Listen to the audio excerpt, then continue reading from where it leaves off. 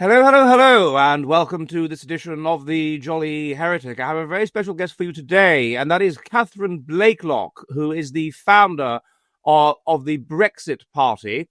And I should, of course, for those of you that are watching, you may well be aware of all of the shenanigans that have occurred in the Brexit Party's successor reform with regard to the conflict between its leader, Nigel Farage, and Rupert Lowe, and his removal, and his the various accusations they're leveling against him, the investigation into him, and all of this stuff that we all know about. Well, Catherine Blakelock knew Nigel Farage rather well, so we're going to investigate further into what might be going on in the Reform Party in a way. So, Catherine, hello. Hello, good morning. So, how did you come about setting up the Brexit Party? Okay, so we still hadn't had Brexit, and there was all sorts of disruption going on in UKIP. There was an existential fight between Gerard and some of the other parts of the party and Nigel. And Gerard Batten and Nigel Farage disliked each other intensely. And Gerard wanted to bring in Tommy Robinson and was focusing very much on Islam. And Nigel obviously didn't like that. And during an earlier period, before there'd been a special meeting, Henry Bolton, do you remember him?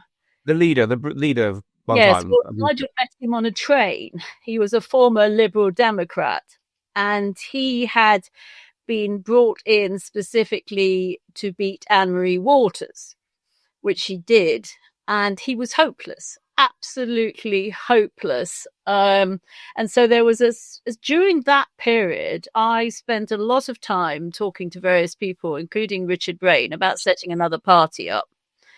And then there was a special meeting and Gerard Batten became leader, and then we carried on with this fight going on, and I started buying companies, names. So effectively I bought names like Our Country, Our People, Our Country, the Brexit Party, Alternative for Britain, various names. Just at that time, you could buy names on Companies House very easily. And so I had these names, and then things started to get worse with Brexit. And it became, and there was a special meet. I think the NEC voted to keep Gerard, which meant Nigel didn't have a platform. And I was speaking to Nigel. And I said, well, I've got this name. What do you think about this name? And he liked the name. And so I said, right, well, I will proceed to start this party up, put it through the Electoral Commission. So Nigel became leader in 2006 and of UKIP, and then resigned, and then became leader in about 2009, and then went back to being leader in 2010, and then resigned in 2016 September, and then went back to being leader in October 2016 for a month. So there's all of this resigning and then becoming leader again, and then it's rather peculiar. Why did he keep doing that, do you think? Well, there's various theories why he kept doing that. I mean, you could take the magnanimous view that he got tired, he'd been doing it for a long time, he wanted to earn some money. Or you could take the conspiracy view, if you want to call it that he always resigned at a point when they were about to win. I see. And why would he do that?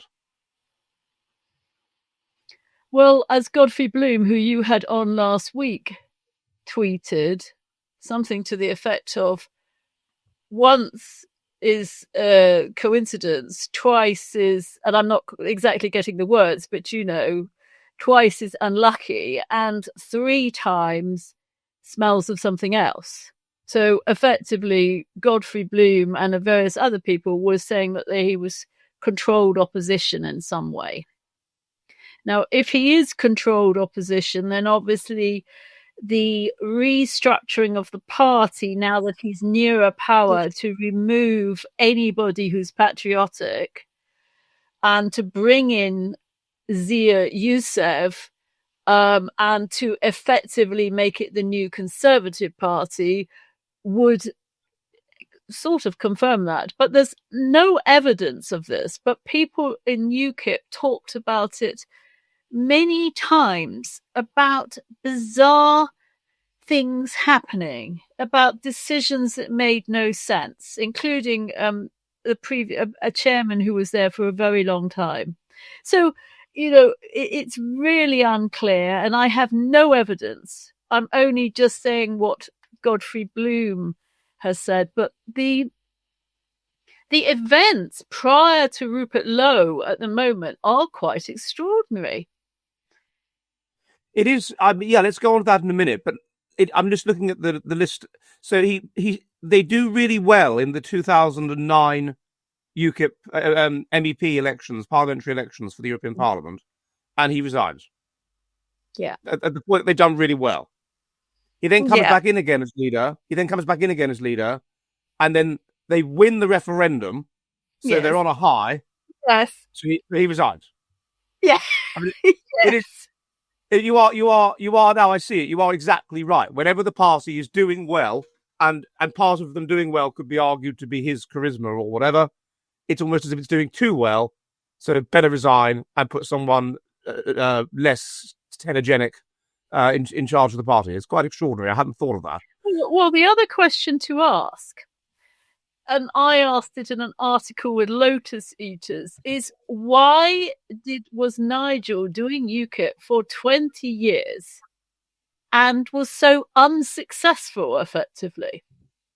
I mean, during this 20 years, we had the greatest demographic change that the country has ever seen. We had massive increases in crime, etc. And we had a Conservative Party who was pretty useless. And yet Farage, apart from taking MPs who walked across, like Douglas Carswell, never got an MP elected anywhere.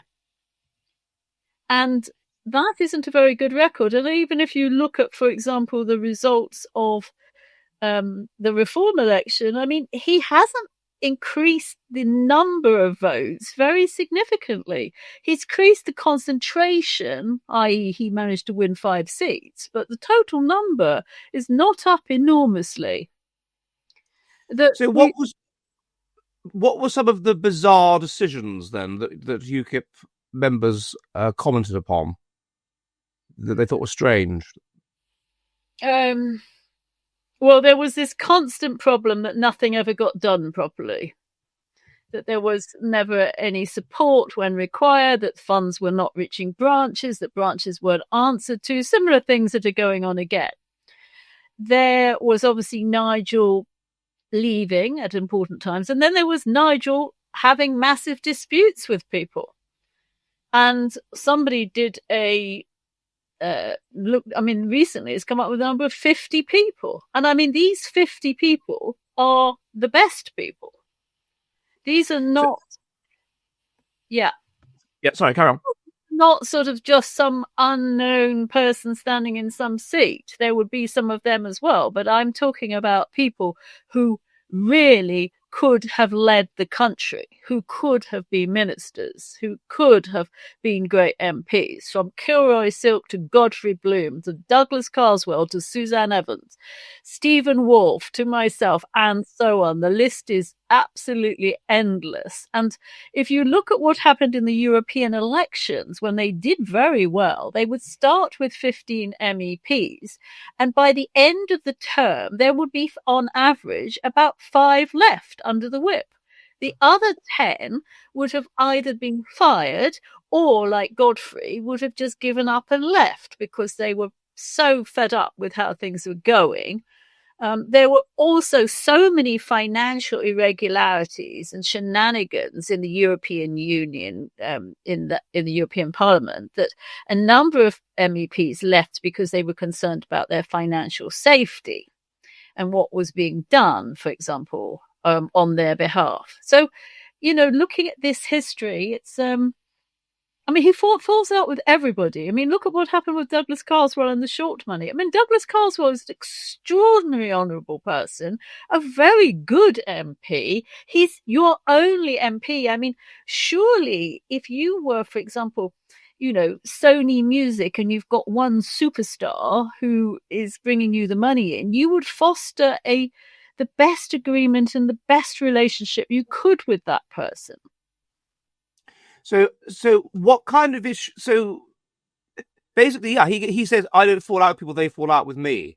Yeah. He said that, but he seems to be the common denominator. A lot of people fall out with him. So what is it? What are they? Is it paranoia on his part? Does he treat them badly? Does he talk to them rudely? I mean, what is it that leads to these fallouts, which seem to Well, be free? I can't comment really specifically on other people. But I know, for example, that there were a number of people who got fined very heavily in the European Parliament, some of them personally. I think at one point Paul Nuttall was very concerned about his position. And there were a number of others who actually got fines of significant tens of thousands of pounds for the actions of UKIP that they ended up with the bill for. So that's one thing. And the next thing is the exclusionary factor, which is a very, very common denominator, which we can hear with Rupert Lowe, that this has been going on for 3 or 4 months. We heard it when you interviewed Godfrey Bloom, that he would just ignore things. He would pick up his phone when you were trying to do stuff. He wouldn't have meetings with you. So this was another cold shouldering, a way to control people or to make them so uncomfortable that they finally give up. Okay, so tell me then about. So you founded the Brexit Party. You get involved with Farage. Tell me about how this panned out. Apropos what we're finding out about his character. Well, it didn't pan out very well for me, did it? I mean, I had the exclusionary tactics used on me and the wearing down tactics. And I am going to be making some statements on Tuesday, so I can't comment exactly, because there are a lot of documents and pieces of paper and information that have not been released yet, that I have never released. And the reason I didn't release these things or go to the press at the time was Brexit hadn't been done. And I'm a real patriot, and I was always loyal to Nigel. I mean, it was not my intention to be difficult or unpleasant. And so can we go through historically? I first met you in 2019 at the Traditional Britain Group, and yes. as I recall, you just set up the Brexit Party or something like that. It was new. No, I think after I'd left. There's certainly after I'd left. After I had been, inverted commas, fired by Nigel. Oh no, that's right. I think I'm remembering incorrectly. Was it when they first announced you were speaking, you were in charge of it, and then by the time you were speaking, you weren't? It might be something like that. No? Nigel would never have approved of the Traditional Britain Group. That's like me going to a platform with Tommy Robinson. That would not have been an approved for place to be seen. I know earlier when Rees-Mogg, and I believe even maybe Margaret Thatcher, but certainly Rees-Mogg spoke at the Traditional Britain Group, it was an acceptable organisation. But Nigel continually he wanted nothing to do with Tommy Robinson. He wanted nothing to do with Anne-Marie Waters. He wanted nothing to do with Paul Weston. And multiple other organisations, and so the Traditional Britain Group would not have been on the list. I need to just get my plug for 1 second. Apologies for this. Okay, I must have misremembered. It must be that you were the former. Yeah. Okay, it was already done. So what were the kind of issues then over which you managed to fall out with I didn't fall out with him. Again, I have not fallen out. And I was actually promised to stand in the Great Yarmouth constituency, and that was reneged on. So I never fell out with Nigel. I fell on my sword for the point of Brexit. According to Nigel, I needed to do it. According to Robin Tilbrook of the English Democrats, his view, it wouldn't have made a foggiest bit of difference either way, whether I'd stood as an MEP or not. Or if I'd become, the sun is coming, or a parliamentary candidate. But basically, what happened during the period was the Guardian produced a first article. This was the first problem I had. My husband is black. My current husband is a Jamaican, and I have two half Nepalese children. So we live in a multiracial family, but we don't live in a multicultural family. And the Guardian had dragged up. Now the question is, how did they get this document? I had written an unpublished. I'd written something about testosterone in black men. Yeah. And because I'm quite aware of sort of what Jamaicans are like, and how, the argument was that they have very, very high levels of testosterone during their late teens, 20s, and then and this is proven biologically, and then by the age of 40, they have the same level of testosterone as white men. And you can see it in what they do. They all settle down and I make a joke, but they become washing machine repairmen after having been completely crazed in their, having lots of babies and etc. And so I wrote this article, and it had been on, I had a web page at one point, but it was nowhere published apart from on this, and so somebody had picked it up. Now there's some evidence now. Well, there's plenty of evidence, I think. Gawain Towler, after he left, was fired by Reform. Said that the Brexit Party, and I don't know whether UKIP were doing this as well, but I don't think they would be, certainly not under Gerard Button, were handing files to Hope Not Hate. Have you heard about that? No, I haven't heard about that. When I can't find enough base knowledge to feed the inner workings of my mind, and I go onto Audible, and all I can find is warmed up diarrhea by people like Adam Rutherford and Angela Saini, I sometimes don't know what to do. But that's why I use Legion.com. Legion.com gets the most based books, summarises them into key salient points, and reads them to you in 25 enthralling minutes, whether it's my own books or whether it's Who We Are and How We Got Here by David Reich, a fascinating book which allows us to understand in much more depth the evolution of man using archaeogenetics, taking old skeletons, analysing the different alleles and telling you exactly how we evolved. Whatever based book it is, Legion.com is the one for me. Well, we knew some time ago that and Hope Not Hate had published this, that they were doing the Reform Party and Brexit Party's vetting. Right. And we had the most left-wing Marxist organisation who hates any patriotic party doing the vetting. This was I believe, issued by Richard Tice. And then Gawain Towler recently said that this stuff had been going on for some considerable time. I cannot prove, and you mustn't say that they leaked those documents about me, but it's always your own party who is the most dangerous, and your own side. There was a case where right at the beginning, I went to Nigel Farage's lawyer. He has a lawyer behind the scenes. I won't name him, it doesn't matter, and we were having a chat, and we were talking about various people, and he said, I have a file on them. I have a file on everyone. This was before the party had even been set up. And I said, oh, so do you have a file on me? And he just laughed. So an anti-English hate group is being used by an anti-freedom, anti-democratic hate group is being used by the Brexit Party to vet its own members. They have contacts in some. Certainly. I don't have the timeline. I don't have the dates. But if you go back to the statement Gawain Towler made about it, and I believe Richard Tice had made a statement to that effect. The Gawain Towler one's much more recent. But yes, that this was what's happened. So I don't particularly like conspiracy theories, and I think that one of the problems on the right is that people are too prone to them.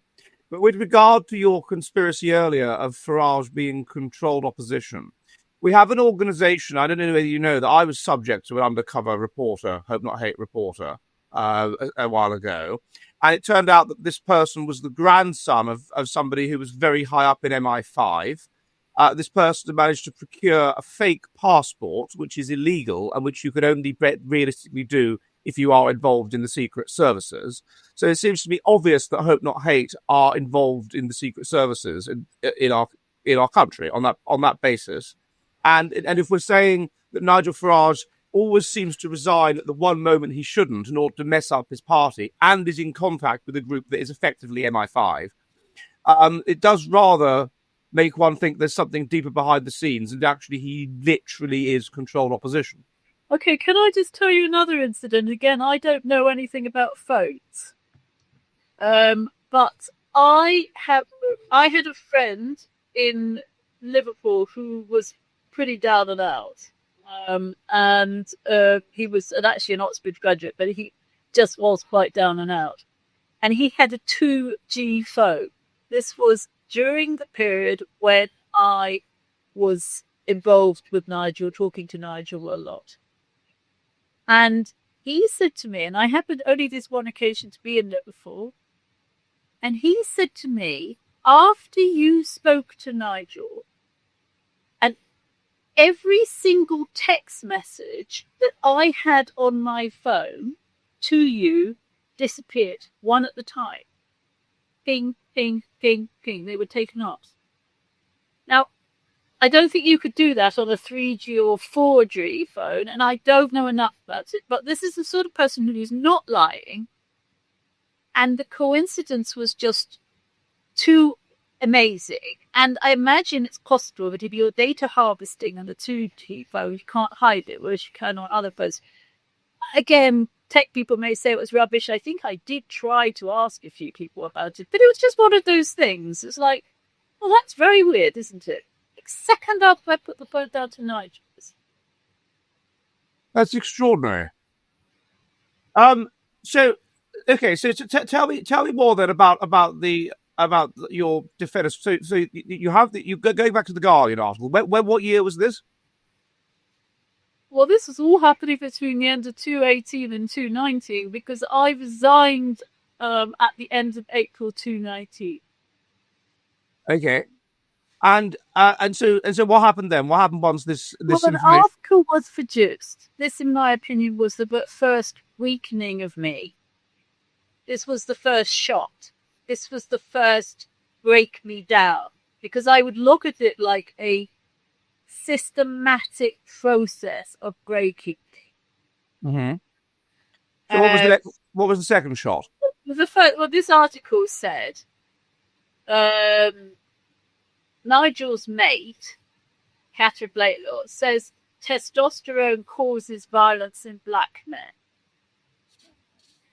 Okay. So it was a very defamatory article. It didn't mention the fine husband was black. It's just managed to lose that mind. It is the article that still to this day is deduced by people like Femi to say that Nigel's a racist because I'm a racist. Okay. And what was the article about black people? I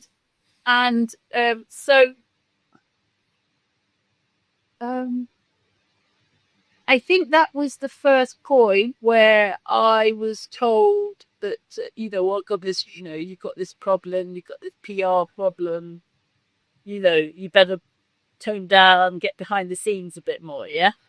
So you had this article in The Guardian, this thing happened to your friend, what happened next? There were things happening that I didn't like. There were social things happening where I was being deliberately excluded. And there were also administrative and company's house things that were being done in a really... I'm going to try and find the word I want. It was more than odd. it was probably illegal, where they were shoving documents in front of me in bars and things. For example, one evening I went and spoke at the Bow Group, and after the event, Phil Basie, who had been appointed as treasurer at that point, or maybe secretary, I forgot it, secretary, and I'd appointed him, came along with some documents and shoved them in front of me and said, sign here to make Nigel a director. There's no minutes. And there were a lot of events like that. There were lots of meetings where it was chaotic. It was impossible to have any organization. I was getting excluded out of things. And I was becoming very unhappy about what was happening. I mean, you have to realize as well at this point that I am the sole shareholder. They need my signature for everything. And it carried on like this. Now, then I had formed a trust document. So I had given 50% of my shares. And this story is I'm going to talk about later this week. But I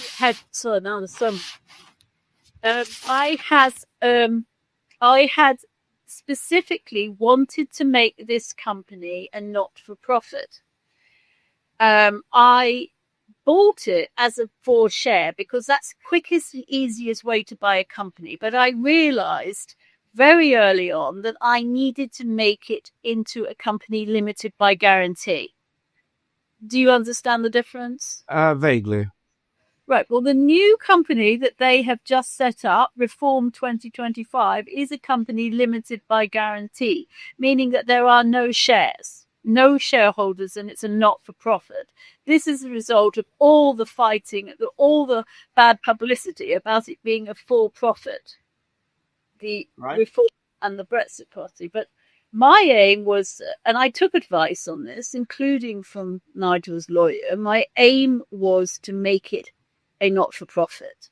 And that's what a political party should be. It shouldn't be out there to make money. It should be, this money is being given. And so there were two pieces of advice. I mean, there were two different advice. One was that I could have bought another company and just swapped the numbers over. And this would have been a normal, simple thing, so that you've got the new articles and the new company. But it was suggested by one of Nigel's lawyers that I shouldn't do that I should put a trust document in place.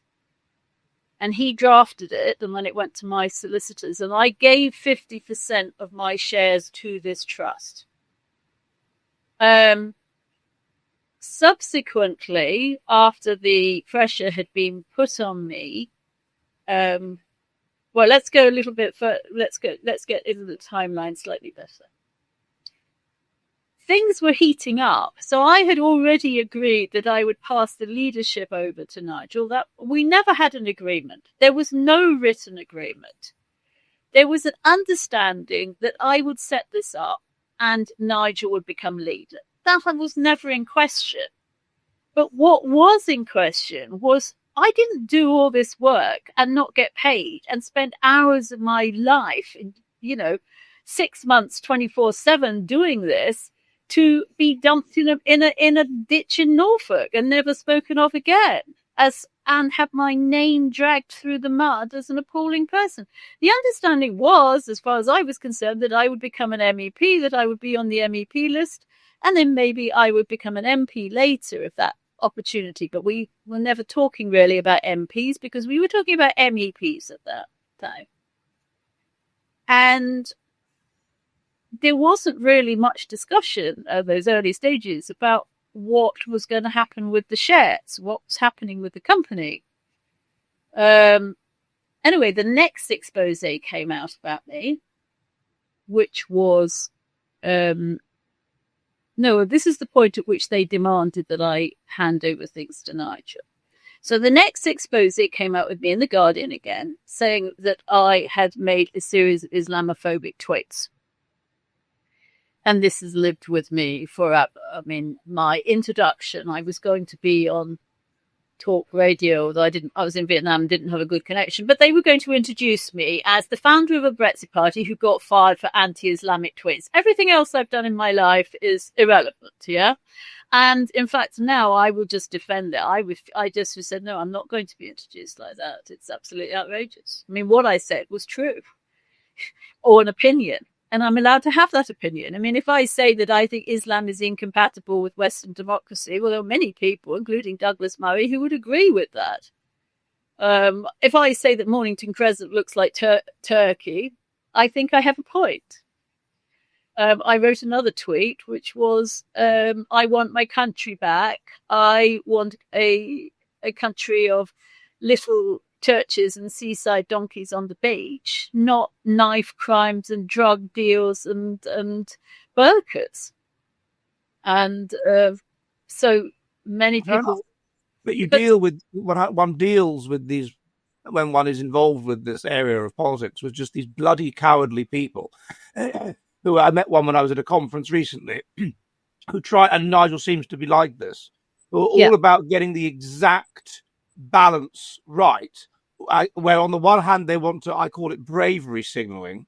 They want to eke out a niche where they are this brave warrior who is prepared to say the truth and all this and try to rescue Britain from the chaos that the Blair regime has brought to it, and previous regime, particularly Blair. On the other hand, they also are so desperate for power that it's, oh, well, we can't say that. Oh, we can't be interviewed by that person. Oh, I can't talk to that person. Oh, and it's quite terrible. It's just so sneaky and oliginous. So they had very clever on it. I mean, I haven't actually thought about it until this point. Because if you were going to set something up, you would set it up like that, wouldn't you? This person's going to be difficult to be called a racist because they've got three racial groups in their family, both Asian and Black. So it's going to be a bit difficult to call them a racist. So how do you do it? Well, you find this article. So article number 1 in The Guardian sets the scene that I'm a racist without giving anybody any background about me. And number 2 puts the knife in, does the killer shot, because Islamophobia is worse than racism. No, I'm not sure. I think racism is worse than that. But I think that's what they do, though. That was one of the things that UKIP did. Whereas the British National Party would talk about race. They wouldn't. But they would talk about Islam because it's slightly less toxic for left-wing people to discuss religion than to discuss race, I think. Because you can't change race. You can change religion. Yeah, you may be right. But I actually see that in terms of fear and in terms of real problems in this country, the issue of Islam is far surpassing any of the other issues. But anyway, we're getting sort of into... But the point is, there was a 1, 2. The second one is, right now, you are totally toxic. You need to resign. And Nigel will take over. I was actually invited on Newsnight that night, and I was told I couldn't go on it. So... And I was given all this stuff about, that we need to get Brexit done and you're toxic and, this is bad for everything and we need to win here and you need to go behind the scenes. And as I said, my intentions for all those years, and I'd given a lot of money to it as well in UKIP. Personally, I gave money to Gerard Batten, I gave money to UKIP, I gave money to other constituencies, was for the sake of my country. I mean, I just really, and I still to this day, think our country's been destroyed, and I was prepared to do work, any effort for any thing that would help it. And Nigel was that, and I wasn't going to harm him. And so I stepped back, and then we started, of course, of the shares. Because I'm now still in control of the bank accounts. I'm still in control. Are you ready for the future of the West?